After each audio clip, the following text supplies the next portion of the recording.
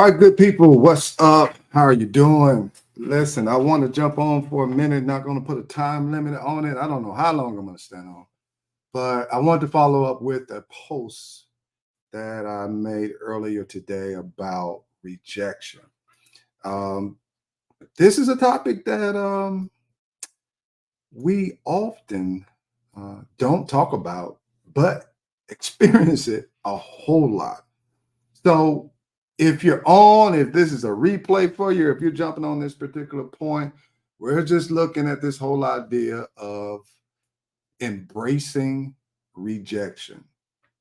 We don't mention the word rejection and embracing in the same sentence. So, it helps us in how it helps to shape our journey is super important to understand where to place it. So, what I want to first start out doing is just understanding what rejection is. Okay. That's a definition just off dictionary.com, right? So, rejection is the act of being dismissive or refused acceptance, support, or agreement. So when we talk about rejection, we all at some point in our life are going to face it. But how are you going to deal with rejection? That's the key part of it. How are you going to deal with it? How are you going to take that on? Because everybody deals with it. Everybody. I don't care who you are. I don't care what stage of life you're in. You will deal with rejection. It's just part of it. If you're a baby, right? You're going to deal with it.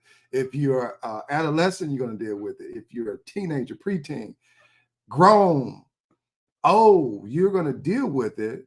And how your response to it is important. Sometimes it's not good. Sometimes it's terrible. So the first thing I want to talk about when you look at rejection and when we're facing it is think of rejection like it's a teacher, right? We get to learn and grow with rejection.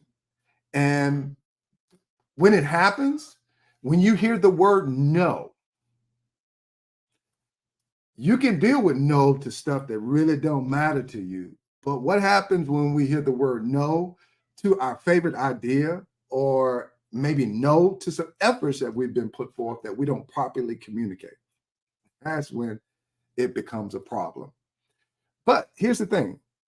Each no that we receive in whatever stage, whether that is a positive no or a negative no, helps us to build something inside of us. It helps us to improve. It helps us to change our viewpoint. It helps us to even direct to new things. And if we don't have the no, we'll continue on the same pathway. Now, something else that happens is it helps us to build resilience.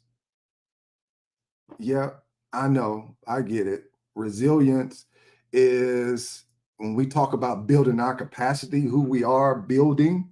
That's what happens with rejection. It helps us to build our resilience. Then, so sometimes we want to dictate how we grow. That sounds good. That's like a nice story, but we can't dictate how we grow. Although we can be intentional in some things, but we don't dictate how we grow. If we were able to dictate how we grow, then we'll be able to shape our world. We'll be able to shape our path. It doesn't work out like that. Like that's a big no-no. Some things you can kind of work through, but yeah, how we build resilience is not in your control.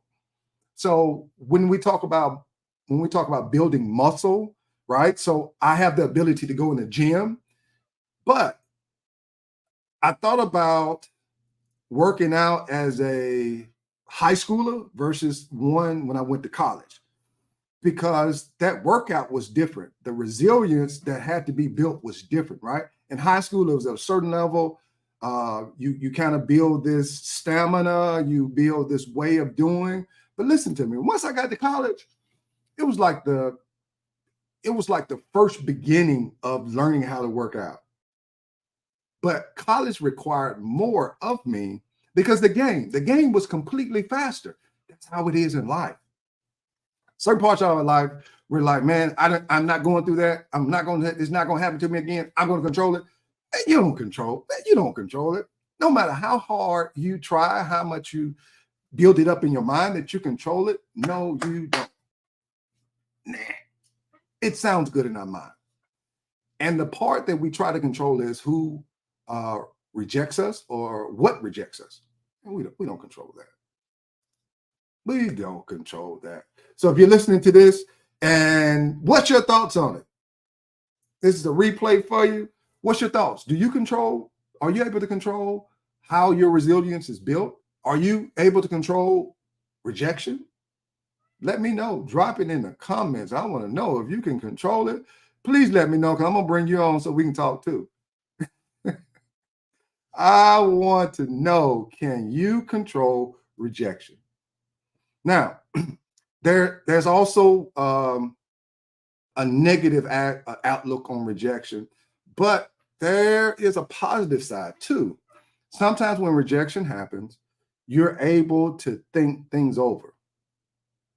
Thank God for rejection, because it gave me time to think things over. It didn't look like it was, but it gave me the opportunity to give a second outlook on it. It gave me the opportunity to have a second opinion, because sometimes we rush into things and we may be very ambitious. We may be just heady and we may go after things, and the rejection has to happen as a stumbling block, as a roadblock to prevent us from moving in the right direction. So rejection plays another factor. A lot of times we talk about it from the negative aspect, but it is not just negative. It's a positive. It helped me. It helped you in terms of moving forward in your life, right? That's what it does. It helps us to move forward. And if it doesn't help us to move forward, we may have the ability to categorize it to something different. But yeah, man, thank goodness for rejection. Now, not only does it help you to change or give you a chance to think things over, also it helps you to filter out what doesn't work, what doesn't fit. That's what it helps you to do. It gives you time. Rejection gives you time. And, rejection happens here, there. Cool. That's all good. But you have to figure out what fits. Some stuff just doesn't fit for you. And you try to make it fit. Like, you remember in kindergarten where you had those little shapes, and you had the shapes and you had to put them into that little whatever, that little table thing, and you tried to make shapes fit that don't fit, and you became frustrated, right? That's a type of rejection, right? Because it just does not fit at all. It's not even worth it. It doesn't work out. It doesn't mean it doesn't work you out. But here's the thing that I understand, and it was later I got this understanding. Every person has had a spell of rejection.